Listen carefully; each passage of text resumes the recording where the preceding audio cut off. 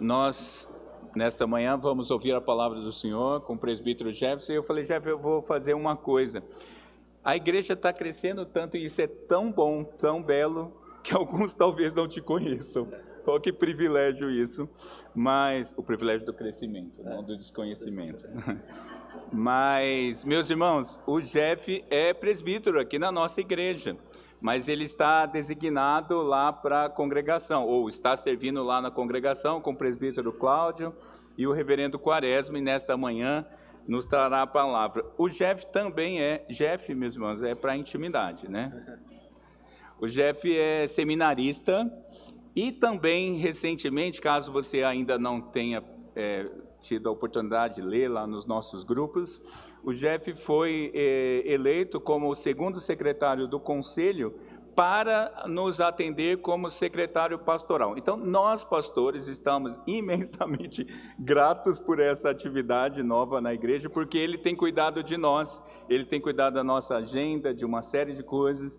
Então, ele fica aqui na igreja segunda, quarta e sexta à tarde, não, de manhã, segunda, quarta e sexta de manhã e terça e quinta à tarde. Se você quiser marcar algum gabinete, alguma conversa, alguma outra necessidade, pode ligar para ele que ele está com essa função e desempenhando muitíssimo bem. Jeff, prega a palavra que o Senhor te use, meu irmão. Amém. Bom dia, irmãos. É uma alegria estar aqui nessa manhã, mas também motivo de grande temor, porque estamos diante da palavra de Deus. Eu gostaria de convidá-lo a abrir a sua Bíblia em Gênesis, capítulo 29, a partir do versículo 31. Leremos também o capítulo 30 até o versículo 34. As histórias da família do pacto, registradas por Moisés de forma inspirada, aquilo que o Senhor preservou na sua palavra, para que hoje, nessa manhã, pudéssemos ouvir da parte de Deus aquilo que Ele tem para nos dizer. Gênesis 29, versículo 31. Eu vou ler a palavra do nosso Deus. Quando o Senhor viu que Lia era desprezada, fez com que ela fosse fecunda, ao passo que Raquel era estéril. Assim, Lia ficou grávida e deu à luz um filho, a quem deu o nome de Ruben, pois disse: o Senhor viu a minha aflição, por isso agora meu marido vai me amar. Ela ficou grávida outra vez e deu à luz um filho e disse: o Senhor viu que eu era desprezada e me deu mais este filho, e deu-lhe o nome de Simeão. Lia ficou grávida ainda outra vez, e deu à luz um filho, e disse: agora desta vez o meu marido se unirá mais a mim, porque lhe dei à luz 3 filhos, por isso lhe deu o nome de Levi. Mais uma vez ela ficou grávida, e deu à luz um filho, então disse: desta vez louvarei ao Senhor. E por isso lhe deu o nome de Judá, e depois disso não teve mais filhos. Quando Raquel viu que não dava filhos a Jacó, teve ciúmes de sua irmã e disse a Jacó: dê-me filhos, do contrário morrerei. Então Jacó ficou irado com Raquel e disse: será que eu estou em lugar de Deus, que a impediu de ter filhos? Então Raquel disse: eis aqui Bila, minha serva, tenha relações com ela, para que dê à luz e eu traga filhos ao meu colo por meio dela. Assim Raquel lhe deu Bila, sua serva, por mulher, e Jacó teve relações com ela. Bila ficou grávida e deu à luz um filho a Jacó. Então Raquel disse: Deus me fez justiça, ouviu a minha voz e me deu um filho, por isso lhe chamou Dan. Outra vez Bila, serva de Raquel, ficou grávida e deu à luz o segundo filho a Jacó. Raquel disse: com grandes lutas tenho competido com minha irmã e eu consegui vencer, por isso lhe deu ao filho o nome de Naftali. Quando Lia viu que ela mesma tinha cessado de ter filhos, tomou a sua serva Zilpa e a deu a Jacó por mulher. Zilpa, serva de Lia, deu a Jacó um filho. Lia disse: afortunada, e deu ao filho o nome de Gade. Depois Zilpa, serva de Lia, deu o segundo filho a Jacó. Então Lia disse: é a minha felicidade, porque as mulheres dirão que sou feliz. E lhe deu o nome de Aser. Nos dias da colheita do trigo, Ruben saiu e achou umas mandrágoras no campo. Ele as trouxe para Lia, sua mãe. Então Raquel disse a Lia: dê-me algumas das mandrágoras que o seu filho trouxe. Mas Lia respondeu: você acha pouco o fato de ter tomado de mim um marido? Vai tomar também as mandrágoras de meu filho? Raquel respondeu: ele poderá ter relações com você esta noite, em troca das mandrágoras de seu filho. À tarde, quando Jacó voltava do campo, Lia saiu ao encontro dele e lhe disse: esta noite você terá relações comigo, pois eu aluguei você pelas mandrágoras de meu filho. E naquela noite Jacó teve relações com ela. Deus ouviu Lia. Ela ficou grávida e deu à luz o 5º filho. Então Lia disse: Deus me recompensou, porque dei a minha serva ao meu marido. E deu ao filho o nome de Issacar. E Lia engravidou mais uma vez e deu a Jacó o 6º filho. E disse: Deus me concedeu excelente dádiva. Agora meu marido vai permanecer comigo, porque lhe dei 6 filhos. E ela deu ao filho o nome de Zebulon. Depois disso, deu à luz uma filha, lhe chamou Diná. Deus lembrou-se de Raquel, ouviu-a e a fez fecunda. Ela engravidou e deu à luz um filho. Então disse: Deus tirou de mim o meu vexame. E deu ao filho o nome de José, dizendo: que o Senhor me dê ainda outro filho. Até aqui a palavra do nosso Deus. Vamos orar. Senhor Deus, obrigado porque nessa manhã o Senhor nos convocou para estarmos em Tua presença, para ouvirmos o Senhor falar por meio da Tua palavra. Que eu seja um instrumento em Suas mãos. Quebre o Teu servo, para que a Sua palavra seja transmitida com fidelidade, e quebrante os corações dos meus irmãos, para que eles sejam quebrantados, transformados e amadurecidos, dia após dia. Em nome de Jesus. Amém. Irmãos, nós que estamos aqui sabemos que ao longo da história tivemos muitas guerras que separaram muitas famílias. Esposos que foram enviados para a guerra e não voltaram, filhos que foram separados dos seus pais, irmãos que foram separados e que nunca mais se viram. Realmente sabemos o quanto que a guerra separa aqueles que se amam, aqueles que são família. Mas e quando você pertence à mesma família, aos mesmos pais, e a guerra te separa para que você e o seu irmão lutem um contra o outro? Como lidar com batalhas onde o seu irmão se encontra do outro lado do fronte, na posição de inimigo? E isso daqui que eu estou falando aconteceu com uma família alemã que morava no Brasil no período da Segunda Guerra Mundial.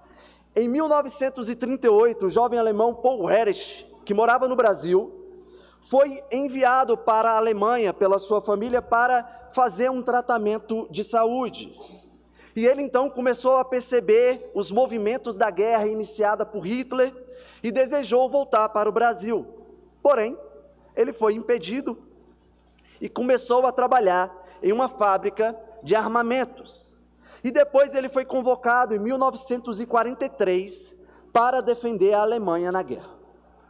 Em julho de 1944, o seu irmão mais velho, Gerd Emil, que já havia se nacionalizado brasileiro, foi convocado pela Força Expedicionária Brasileira, a FEB, para guerrear contra o exército alemão que se encontrava na Itália.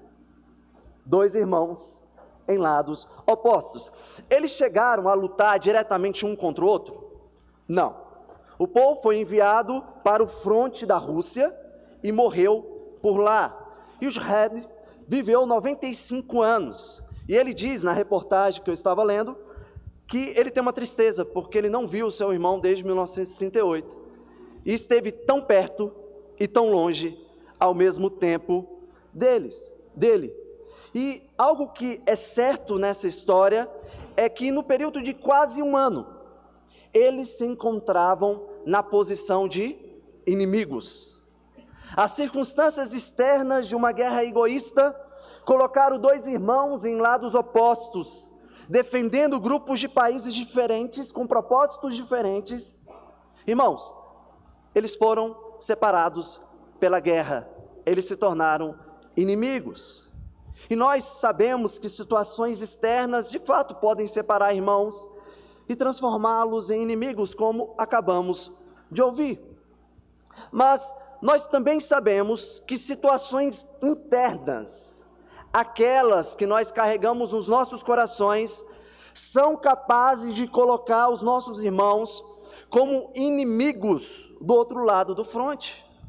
Não são guerras que são geradas e iniciadas entre países, são guerras que são iniciadas no mais profundo do nosso coração, por causa da inveja, do ciúme, do egoísmo, da autoinjustiça, da arrogância, da opinião que precisa se sobressair sobre a dos outros, o desejo de fazer com que seu irmão se torne um inimigo no seu coração. E eu te pergunto, você já esteve em guerra com o seu irmão aí dentro do seu coração? E queridos, eu não estou falando aqui simplesmente de irmãos da mesma família, família de sobrenome. Eu tenho 3 irmãs, e eu sei muito bem o que é guerra entre irmãos. Mas aqui, nessa manhã, eu quero falar principalmente de uma outra família, a família do pacto. Você sabe qual o significado de fazer parte da família do pacto?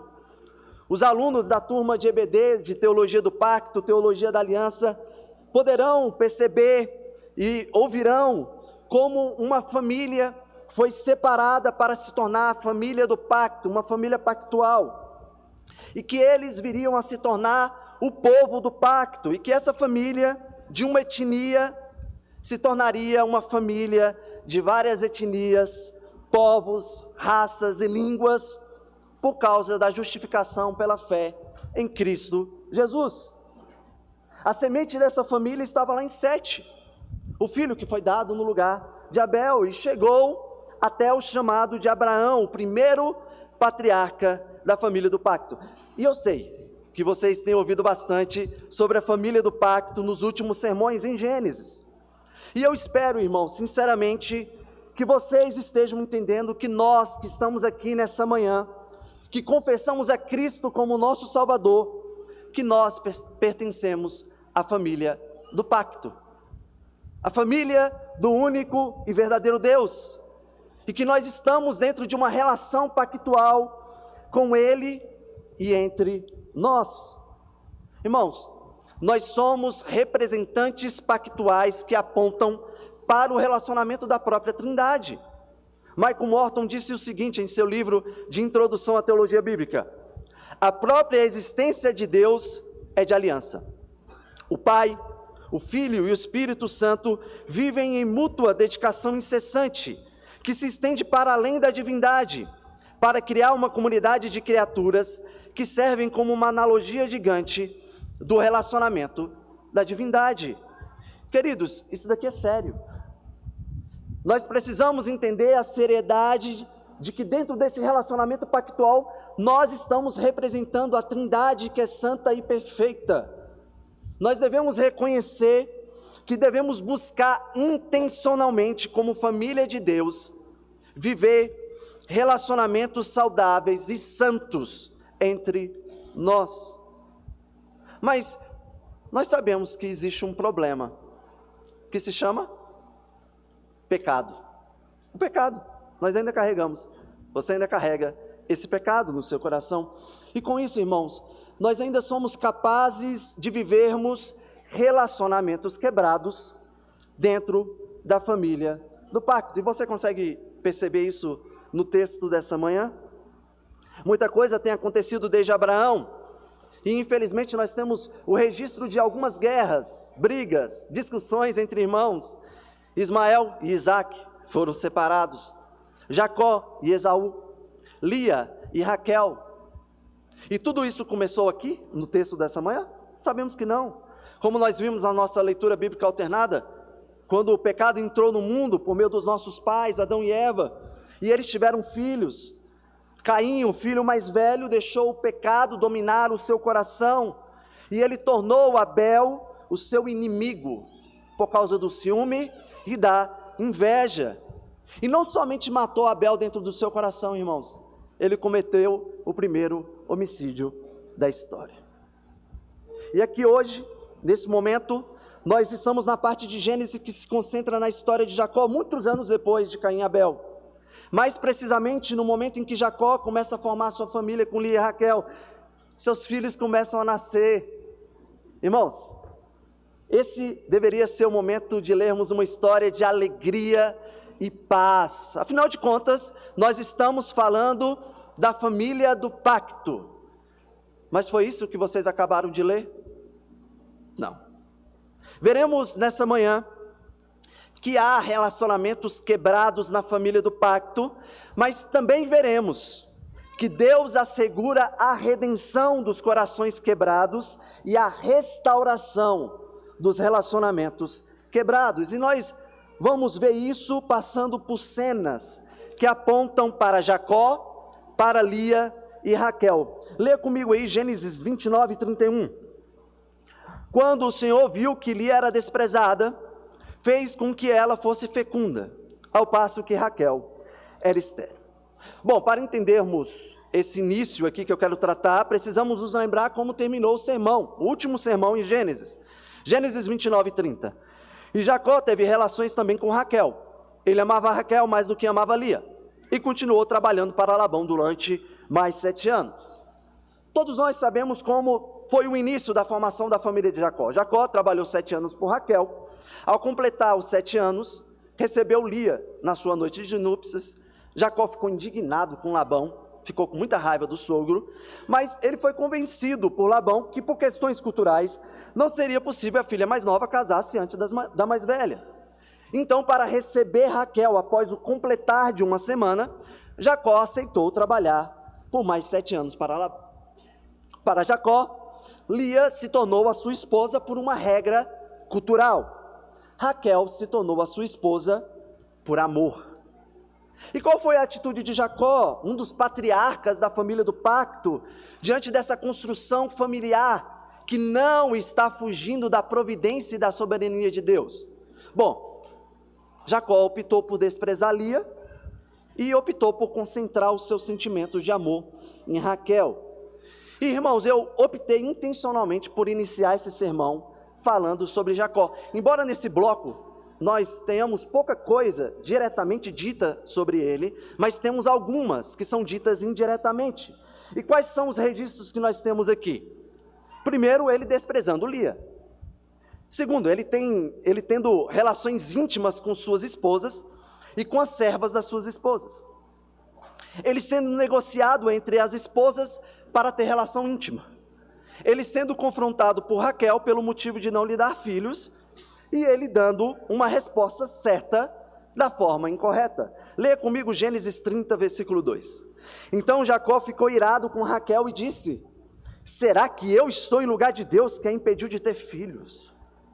Irmãos, Jacó está sendo Jacó. Ele ainda está passando por um processo de transformação, ele ainda está sendo amadurecido.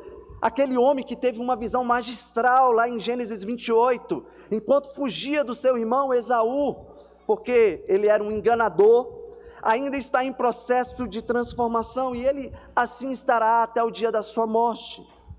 Ele está sendo forjado, o velho Jacó está morrendo dia após dia.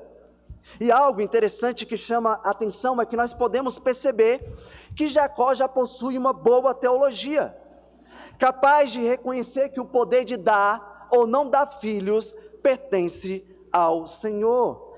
Ele sabe que não pode ser acusado por algo que não está no seu controle. Ele sabe que não pode se colocar no lugar de Deus para conceder filhos para Raquel.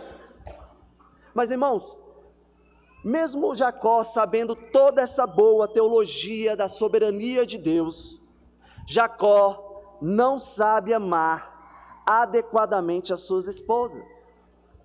Ele não sabe conduzi-las em pastoreio dos seus corações. Ele sabe teologia, mas não sabe amar por meio da teologia. E observem, Lia era desprezada porque Jacó não a amava. Mas Raquel também recebeu de Jacó o desprezo de quem disse que a amava. Porque no momento em que ela precisou, no seu momento de dor, de desespero, que ela precisou ser pastoreada, no momento em que ela estava pecando, e precisava de oração, cuidado e pastoreio por parte do seu marido, ela recebeu desprezo.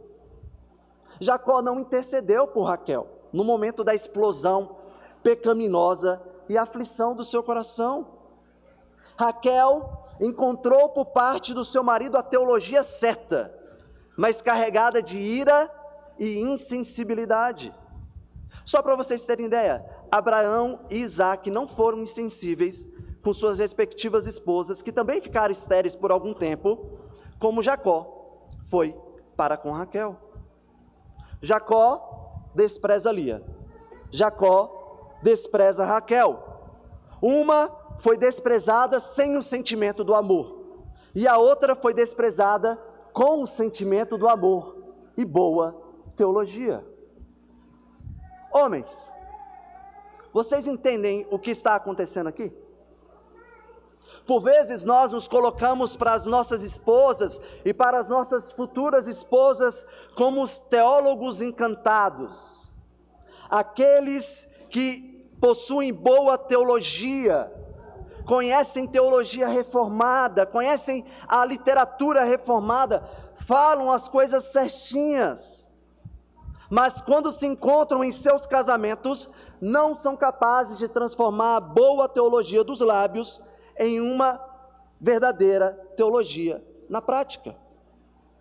Não somos capazes de transformar um sentimento que nós chamamos de amor, em um amor que se revela sacrificial por nossas esposas, como Cristo amou a igreja se sacrificando por ela.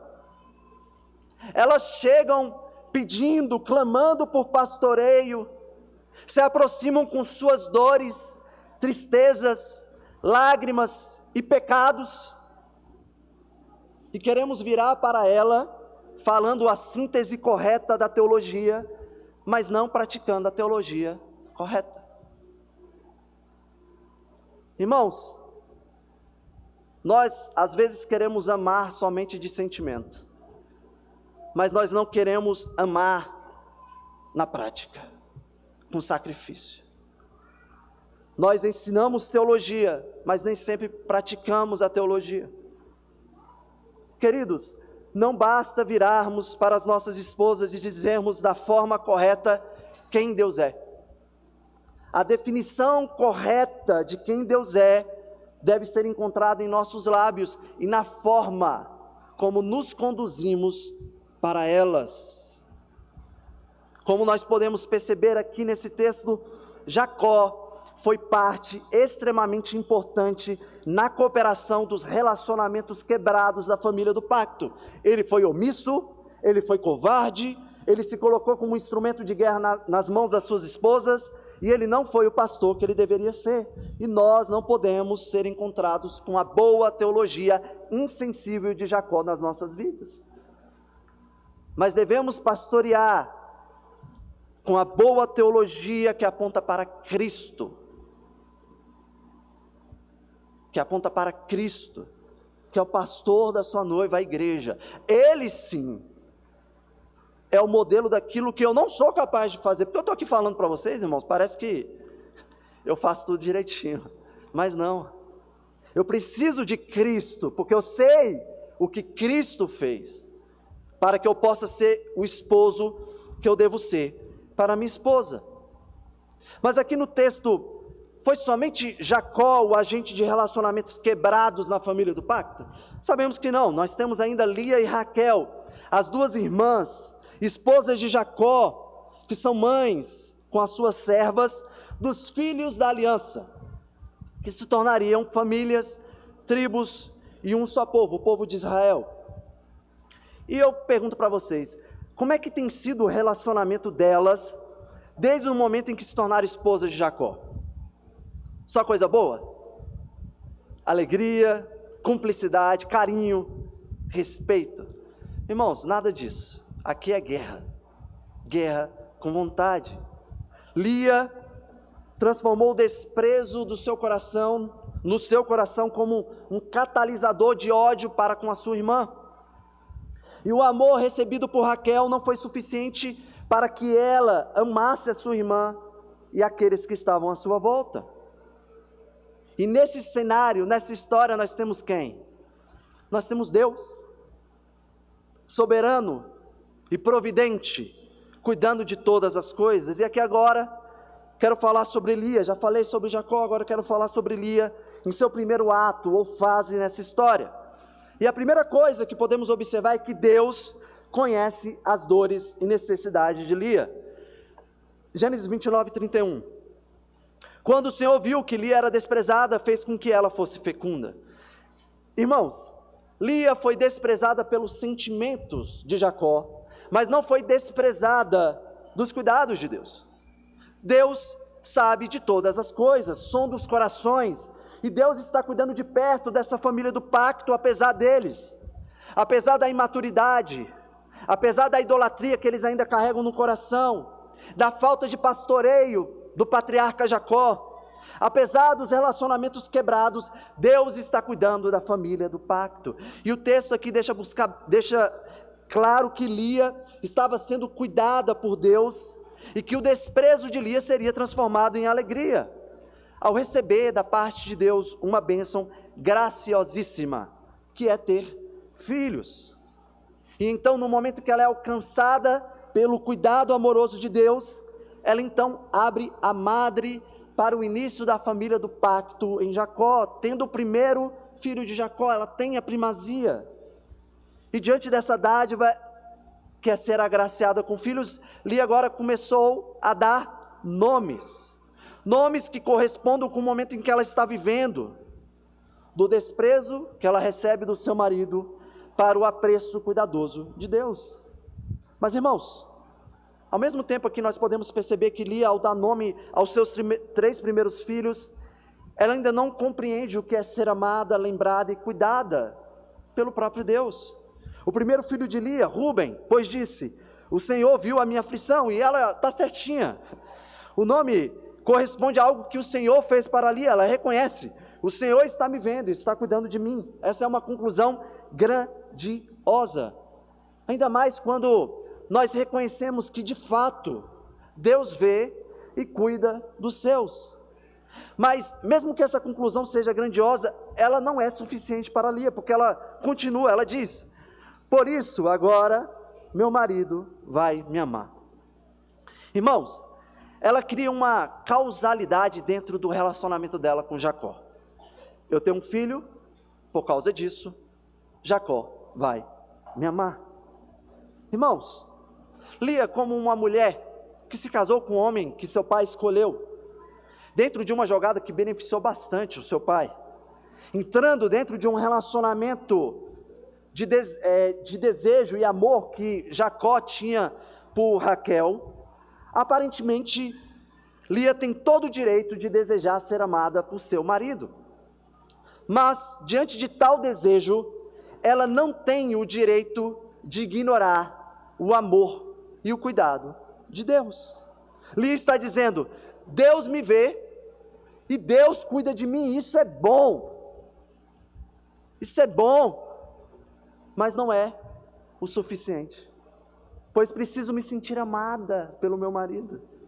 E esse padrão se repete nos nomes. Simeão: o Senhor ouviu que eu era desprezado e me deu mais este filho, mostrando que do primeiro filho para o segundo, o seu contexto para com Jacó não havia tido muitas mudanças. Depois veio o Levi, onde ela diz: agora, desta vez, o meu marido se unirá mais a mim, porque lhe dei à luz 3 filhos.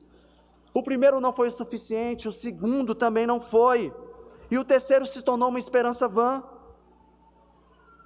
para uma mulher que ainda não compreendeu, ainda não entende a profundidade do cuidado amoroso de Deus. Irmãos, quantos de nós que estamos aqui nessa manhã, por vezes nos comportamos como Lia? Nós viramos para Deus e dizemos: obrigado, Senhor, pelo seu cuidado amoroso, obrigado, mas o que o Senhor é, o que o Senhor faz, da forma como o Senhor faz, não me é suficiente. Eu preciso disso, eu preciso daquilo, para que eu possa alcançar o que tanto anseio em meu coração. É assim que Lia se apresenta diante de Deus. Mas mesmo se apresentando dessa forma, tem algo que é bem interessante aqui nesse texto. Porque Lia, ao dar nome de 3 dos seus 4 filhos, ela reconhece que é o Senhor da aliança, Yahvé, que está concedendo filhos para ela. Porque Lia, ela teve influência de deuses pagãos na sua vida. Ela foi criada no meio de deuses pagãos. E ela poderia retribuir louvor a esses deuses. Mas ela não faz isso. Ela já se revela como uma mulher que está compreendendo que faz parte da família do pacto. Que ela faz parte da família do único e verdadeiro Deus. Lia, até aqui, está demonstrando que está começando a ter a compreensão correta sobre quem Deus é e o que Ele faz. Ela tem a compreensão correta, mas ela não tem a satisfação correta diante de quem Deus é e do que Ele faz. Porém, irmãos, Deus, na sua misericórdia e ensinamentos, concede mais um filho ali, o 4º filho com Jacó. Seu 4º filho foi chamado Judá. Mais uma vez ela ficou grávida e deu à luz um filho. Então disse: desta vez louvarei o Senhor, e por isso lhe deu o nome de Judá. Irmãos, desta vez, Lia começou a compreender que Deus conhecia as suas dores e necessidades, que Deus manifesta a sua vontade e cuidado amoroso para com a família do pacto. E não se trata somente de um cuidado para com essa família, mas Ele também mostra que, apesar das dores de relacionamentos quebrados, como de Lia e Jacó, que seus propósitos não serão paralisados, que o seu plano redentivo que passa pela família do pacto se cumpriria. Para Lia, irmãos, nesse momento ela está vendo somente 4 filhos, como se eles fossem meramente respostas ao desprezo do seu marido. Mas, na verdade, ela estava diante de filhos que estavam dando início a um povo este que nós fazemos parte hoje. Entre seus filhos nós temos Levi, que carregaria a linhagem sacerdotal. Tem Judá, que carregaria a linhagem messiânica, que chegaria até Cristo. E, irmãos, assim como Lia, nós não podemos ter uma visão meramente temporal de quem Deus é e do que Ele faz em nossas vidas. Tudo o que Deus tem feito, tudo o que Deus tem concedido para cada um de nós, são bênçãos temporais, diante da realidade eterna e grandiosa do que o Senhor tem preparado para nós. Como eu disse, para Lia aqui se tratava somente sobre dar nomes para os seus 4 filhos, mas para Deus se tratava do avanço do seu plano redentivo. Deus está conduzindo a história da família do pacto, apesar dos relacionamentos quebrados. E tem algo que me chama muita atenção aqui, é que nós podemos perceber que quando Lia está dando nome aos seus filhos, que ela ainda não estava envolvida em uma guerra intencional contra a sua irmã. Esses nomes não são como flechas nas mãos de um arqueiro. Lia estava apenas demonstrando o quanto que ela era desprezada na batalha interna do seu coração, que ela estava conhecendo o verdadeiro Deus até o ponto de louvá-lo e se satisfazer nele. Mas, queridos, eu quero dar uma notícia para vocês. Daqui para frente, tudo vai mudar. Aquela que era a amada, Raquel, viu a sua irmã sendo agraciada com filhos, e caminhou com toda a disposição para transformar o amor recebido por meio do seu marido em ódio para com a sua irmã e também para com seu próprio marido. Chegou o momento de falarmos sobre Raquel. Falei sobre Jacó, falei sobre Lia, e agora Raquel. Leia comigo Gênesis 30, versículo 1. Quando Raquel viu que não dava filhos a Jacó, teve ciúmes de sua irmã e disse a Jacó: dê-me filhos, do contrário morrerei. Raquel agora se vê como sua irmã se via, como quem não tem o que tanto deseja. Lia desejava ser amada por seu marido, Raquel desejava ter filhos, por considerar que mesmo sendo amada, não tinha o valor que sua irmã tinha por ter dado filhos a Jacó. Irmãos, Raquel, ela não tinha ciúmes de Lia porque duvidava do amor de Jacó para com ela. Ela tinha ciúmes porque o amor de Jacó não era suficiente. diante da vergonha cultural, social, de ser uma mulher que não dava filhos para o seu marido. Vocês percebem? Ter filhos e não ser amada não é suficiente. Não ter filhos e ser amada não é suficiente. Às vezes nós olhamos para Lia e Raquel como se elas fossem antagônicas na forma de ver o mundo à sua volta. Mas o pecado, o padrão pecaminoso no coração delas é o mesmo, se manifestando das mais variadas formas. E aqui em Raquel nós podemos perceber ao longo da narrativa que ela vai transformar tudo em armas em uma guerra no seu coração para não se sentir preterida. A primeira arma que ela usou foi um apelo emocional contra Jacó, dizendo que se ele não concedesse filhos para ela, que ela morreria. Irmãos, para Raquel o seu valor de vida estava relacionado ao fato de ter ou não ter filhos. Não se tratava de um valor moral sobre a vida, mas se tratava sobre um valor social, de autoafirmação, de uma mulher que quer ser capaz de dar filhos. E nós sabemos, queridos, que nós não somos tão diferentes de Raquel assim. Muitos de nós associamos o valor da vida ao que temos, ao que nós possuímos. Nós somos capazes de atrelar nossa identidade, o valor existencial ao que podemos obter. Em nossos dias, nós não carregamos, nós não encontramos o significado e o propósito da primeira pergunta do Catecismo Maior de Westminster. Qual é o fim supremo e principal do homem? E gozá-lo para sempre. Nós nos esquecemos disso. Nós diminuímos quem somos e o valor da vida porque não temos o carro que nós gostaríamos, não temos a casa, o emprego, o não ter filhos, o ter filhos e eles não agirem como nós gostaríamos, o não ter um esposo ou não ter a esposa, ou não ter o celular do ano. E vocês sabem muito bem que eu posso descer ladeira abaixo aqui com os exemplos mais simplistas possíveis, da forma como nós atrelamos as nossas identidades, como alguém que é capaz de dizer que não quer mais viver, porque o pedido dele no McDonald's veio errado, veio com cebola, e cebola faz croquete, e ele fala: Senhor, se não me der o pedido certo, eu morrerei. Irmãos, em alguns momentos é assim que nós agimos, viramos para Deus: dei-me o que eu quero, senão eu morrerei. Mas há uma diferença aqui. Se Jacó pode virar para Raquel e corretamente dizer que não é Deus, para dar o que ela deseja, Deus é Deus. E ele pode muito bem virar e dizer que não vai dar aquilo que nós desejamos.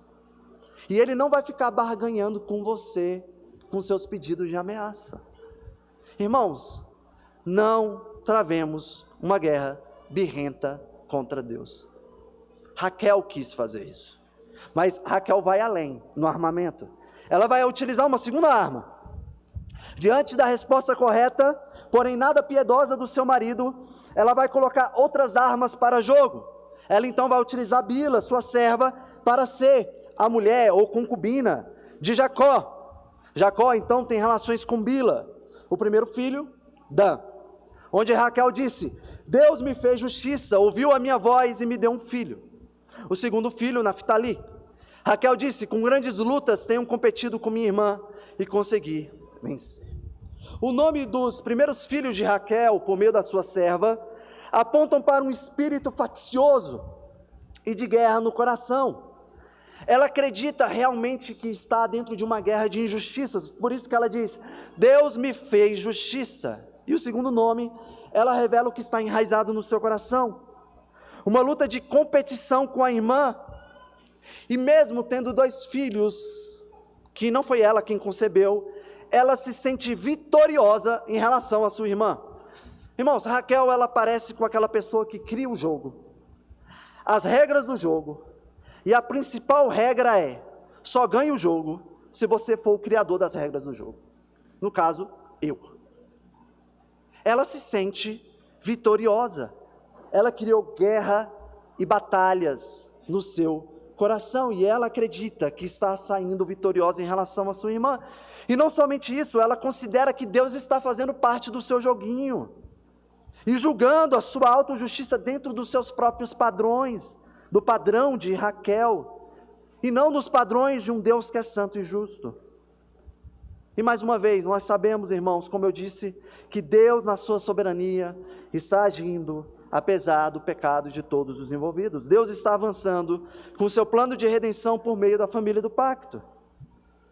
E todas essas ações de Raquel vão gerar reações. Aqui no versículo 9, nós podemos perceber que Lia quis entrar nessa guerra jogando com as mesmas armas e regras de Raquel. Versículo 9, quando Lia viu que ela mesma tinha cessado de ter filhos, tomou a sua serva Zilpa e a deu a Jacó por mulher. Zilpa agora se tornou uma arma a ser utilizada por Lia contra o avanço de Raquel. E mais filhos nasceram para Lia por meio da sua serva. O primeiro filho, Gade, nome que foi dado por Lia por considerar que ela era uma mulher afortunada, cheia de sorte. E aqui nós já podemos perceber que a guerra está dominando o coração de Lia, onde ela está dando à sorte o lugar de proeminência no lugar do próprio Deus.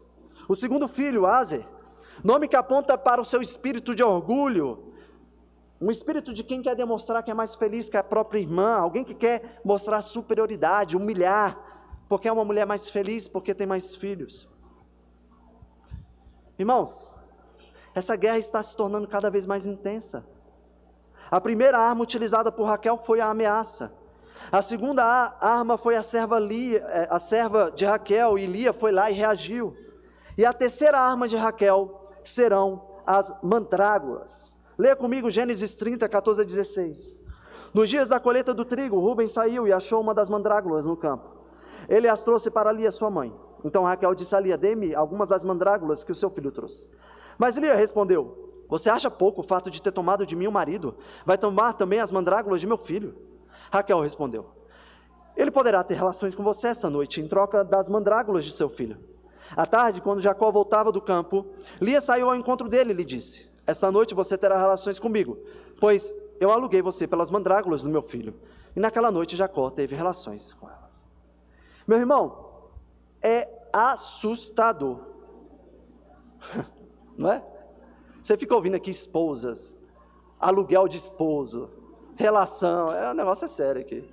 Mas é interessante, o Paul Tripp, no seu livro sobre casamento, ele fala que a Bíblia ela é intencional em mostrar a realidade daquilo que o homem é capaz de fazer. Ela não quer esconder nada, porque ela sabe o que nós somos capazes de fazer e o que nós precisamos ouvir para nos lembrar sobre a redenção de Deus. E aqui nós estamos dentro de uma espiral descendente, algo que começou lá atrás, com a falta de sabedoria de Jacó.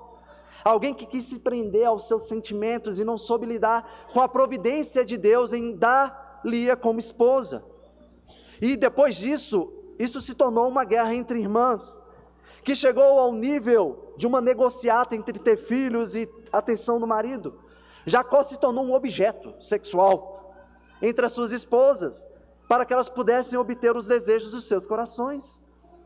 E aqui a última arma utilizada por Raquel na sua guerra contra sua irmã foi confiar que uma planta poderia resolver os seus problemas de ter filhos. Mas não se trata de qualquer planta. Aqui essa planta tem relação, sim, aos seus efeitos afrodisíacos e que poderia cooperar com a possibilidade de uma gravidez, mas era uma planta que também estava relacionada ao coração idólatra de Raquel. Era uma planta que estava relacionada aos deuses pagãos da época. Nós sabemos que não tem nenhum problema você fazer uso de instrumentos que podem cooperar para a gravidez. Mas aqui, para Raquel, se trata de algo que ela colocou a confiança dela, a esperança dela, ao ponto de considerar que o uso dessa planta era algo de extrema necessidade. Raquel é alguém que carrega ídolos no coração e, como vamos ver, na bagagem também. Irmãos, a necessidade dessa planta se torna tão intensa que Raquel, ela quis ter uma trégua com a sua irmã para um momento de paz, para poder negociar, para obter aquilo que ela desejava. Um comentarista diz: ambas as esposas têm uma séria deficiência, Lia em amor e reconhecimento, Raquel em filhos, as quais planejam eliminar uma a outra por um compromisso criativo. A esposa que tem proeminência em relação a todas as mulheres, as outras mulheres de Jacó, decide alugar o seu marido para sua irmã, na esperança de que uma planta relacionada aos cultos pagãos abriria a sua madre. E como Jacó, nessa guerra, é um homem omisso, ele nada pode fazer. E qual foi o resultado para Raquel? Nenhum. E para Lia? Mais filhos. Lia continua sendo desprezada e ela sai da condição de quem somente era vista e passa para a posição de quem continua apresentando suas dores para Deus em oração. Gênesis 30:17. Deus ouviu Lia e ela ficou grávida e deu à luz o 5º filho. Irmãos, nós temos aqui uma sequência de filhos e nomes relacionados aos sentimentos caídos de Lia. Uma mulher desprezada e em guerra contra sua própria irmã. Nasceu aqui Issacar. Lia diz: Deus me recompensou porque dei a minha serva ao meu marido. Nasceu Zebulon. Lia disse: Deus me concedeu excelente dádiva. Agora meu marido vai permanecer comigo, porque lhe dei 6 filhos. E por fim, Lia teve uma filha e ele chamou Diná. Irmãos, nós estamos chegando ao fim aqui da história de Lia, a história de desprezo, de guerra no seu coração. E ela aqui está demonstrando que ela não permaneceu louvando ao Senhor, como disse, ao dar o nome do seu filho Judá. Ela se envolveu na guerra contra Raquel, usou as suas armas para obter o amor do marido. Mas o nome do seu último filho, Zebulon, a revela como uma mulher que reconhece o que Deus lhe dá, mas não lhe satisfaz nele. E do outro lado nós temos Raquel, que foi quem mais alimentou essa guerra e criou as regras do jogo. Ela teve ciúmes profundos da sua irmã, ela ameaçou o seu marido, ela usou a sua serva Bila, ela depositou a esperança em uma planta, e as armas acabaram. Raquel percebeu que nessa guerra criada em seu próprio coração, que ela não saiu vitoriosa como ela havia dito. Aqui no versículo 22, podemos observar que somente após largar as armas da guerra do seu coração, ela foi encontrada em oração. Deus lembrou-se de Raquel, ouviu-a e a fez fecunda. E essa oração ela é diferente da forma que essa oração, da forma como ela orou na primeira vez, quando ela teve o seu primeiro filho por meio da sua serva Bila. Lá ela disse: Deus me fez justiça, ouviu a minha voz e me deu um filho. Lá o clamor de Raquel estava envolvido em ciúmes, ódio e artimanhas para se obter o que tanto queria. Aqui ela foi encontrada, lembrada, ouvida e abençoada. Raquel saiu da posição de quem queria orar, determinar e cumprir o seu pedido que havia sido feito diante de Deus. E ela mudou para a posição de quem precisava orar, confiar e esperar. Ela aprendeu totalmente? Sabemos que não. Versículo 23. Ela engravidou e deu à luz um filho. Então disse: Deus tirou de mim o meu vexame. Assim como Lia, Raquel olha para o seu filho como uma bênção temporal, vinculada somente a atender às suas insatisfações e emoções não correspondidas. Ela se vê agora como uma mulher que saiu do vexame, da sua vergonha, para uma posição de honra. Ter filhos? Uma bênção? Sim, com certeza. Mas aqui, irmãos, é uma bênção principalmente porque, apesar dos relacionamentos quebrados, o propósito de Deus por meio da família do pacto está se cumprindo, está avançando. Meus irmãos, eu não sei vocês aí com esse calor, mas quando essa história chega ao fim, você perde o ar. É triste, né, quando nós percebemos o que o pecado é capaz de fazer, como o pecado quebra relacionamentos, como que o pecado gera guerra em nossos corações, como o pecado coloca os nossos irmãos como inimigos do outro lado do fronte. Você já esteve em guerra contra o seu irmão aí dentro do seu coração? Eu já te fiz essa pergunta. Sabe, irmãos, nem sempre o seu irmão estará lá do outro lado da rua e você vai entrar em uma guerrinha contra ele. As guerras são criadas aqui dentro do coração.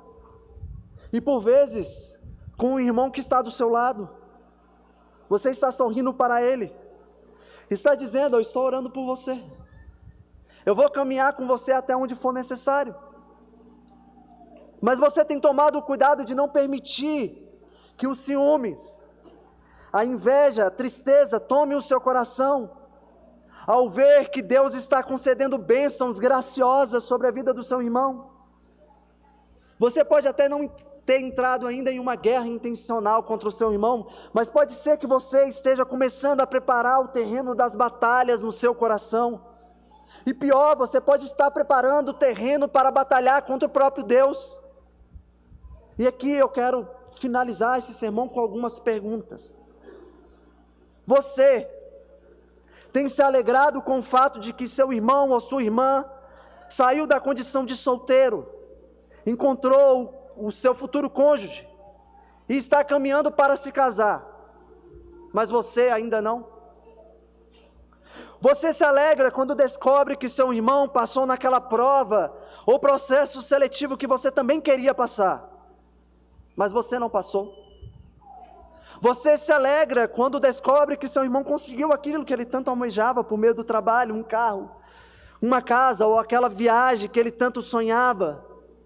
Ou você fica no Instagram curtindo as fotos, mas no coração fica triste por não estar onde ele está? Você se alegra com o fato de que seu irmão tem crescido em santidade, tem sido cada vez mais fiel ao Senhor, tem lido mais a Bíblia e orado mais? Ou fica no seu coração dizendo que ele é um hipócrita e que só quer ser um metido a santinho? Você se alegra ao ouvir a notícia de que Deus permitiu que o casal de irmãos terá o seu primeiro filho ou quarto, e Deus ainda não lhe concedeu filhos? Irmãos, essas perguntas, elas me quebram por inteiro, principalmente essa última pergunta. Nós sabemos o quanto que nós somos capazes de transformar sentimentos em nossos corações em guerra, em inveja, em ciúme contra os nossos irmãos. E o que fazer diante das respostas que nós demos para essas perguntas? Porque eu fiz essas perguntas para mim em casa. Nós vamos deixar a guerra ser criada no nosso coração?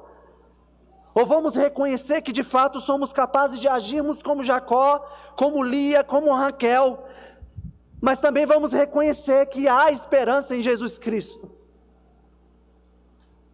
Há esperança para o Jefferson, pecador. Há esperança para você. Há esperança para a família do pacto. Há esperança para Jacó, que despreza suas esposas, não pastoreando os seus corações e não sendo um agente de paz em meio à guerra.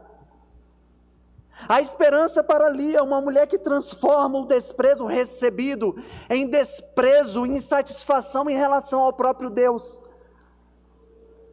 Há esperança para Raquel, uma mulher carregada de ciúmes, que cria guerra em seu coração e usa armas contra a sua própria irmã. Há esperança para você, homem, que age como Jacó no seu casamento. Há esperança para nós, que nos apresentamos diante de Deus e dizemos: Deus, eu creio em você, mas eu não estou satisfeito com o que o Senhor é e com o que o Senhor fez e tem feito. Irmãos, há esperança. Leia comigo Gênesis 24. E deu ao filho o nome de José, dizendo: que o Senhor me dê ainda outro filho. Para quem estava vivendo essa história ali no momento, é somente o nascimento do 11º filho, irmãos. Raquel deu um nome, ainda revelando coisas no seu coração, né? Ela desejava ter mais filhos. Mas aqui, irmãos, em José, cuja sua história será melhor trabalhada lá em Gênesis capítulo 37, Nós temos o nascimento daquele que seria o agente usado por Deus para trazer redenção aos corações quebrados e restauração aos relacionamentos quebrados. Vocês vão ouvir aqui Gênesis e vocês vão perceber que muita coisa não mudou ainda. Vai ter muita guerra entre irmãos. Ainda haverá muitos relacionamentos quebrados. Mas como já disse aqui, Deus está conduzindo a história da redenção, apesar de todos os envolvidos. José é um tipo de Cristo, ele aponta para Cristo. Ele prepara o caminho da restauração, da redenção da sua família. Mas José não é o próprio Cristo. José não seria capaz de fazer aquilo que somente Cristo foi capaz de fazer. José foi um agente de restauração para uma família no tempo e no espaço, na história. Mas Jesus Cristo, irmãos, é o agente de redenção e restauração de uma família do pacto, que não pode ser condicionada ao tempo e ao espaço. Eu e você fazemos parte da família do pacto por causa de Cristo. Ele fez o que eu e você não somos capazes de fazer. Ele nos amou, como Jacó não foi capaz de amar e cuidar das suas esposas. Ele nos amou sem o ciúme de Raquel. Ele nos amou sem o desprezo de Lia e as maquinações do seu coração. Cristo nos amou apesar do que nós carregamos em nossos corações. Cristo encarnou, Cristo viveu uma vida perfeita, Cristo morreu em uma cruz e Cristo ressuscitou. E Cristo fez tudo isso para que eu e você venhamos a insistir em um padrão de criar guerras nos nossos corações. Cristo morreu por você para você sentir inveja do seu irmão. Cristo morreu por você para você desprezar o seu irmão. Não, irmãos. Cristo morreu para que nós que estávamos fora da família do pacto fôssemos trazidos para dentro da família do pacto. Nós fomos selados pelo Espírito de Deus, nós fomos reconciliados com o Pai e nos tornamos irmãos de Jesus Cristo. Ele nos fez um. Cristo, irmãos, é a nossa esperança. E Ele disse que nós nos tornaríamos testemunhas dessa esperança para o mundo, quando vivêssemos em um relacionamento de amor pactual com Ele e entre nós. Olha o que Jesus disse: um novo mandamento vos dou, que vos ameis uns aos outros, como eu vos amei a vós, que também vós, uns aos outros, vos ameis. Nisto, todos conhecerão que sois meus discípulos, se vos amardes uns aos outros. Irmãos, amemos uns aos outros dentro dessa família do pacto. Nem todo mundo aqui é tão bonitinho como deveria ser, mas Cristo faz cada um de nós irmãos por causa de Cristo e para Cristo. Vamos orar? Senhor, obrigado por Tua palavra, obrigado por essa mensagem. Ajuda-nos a aplicar essas palavras em nossas vidas para a Sua glória.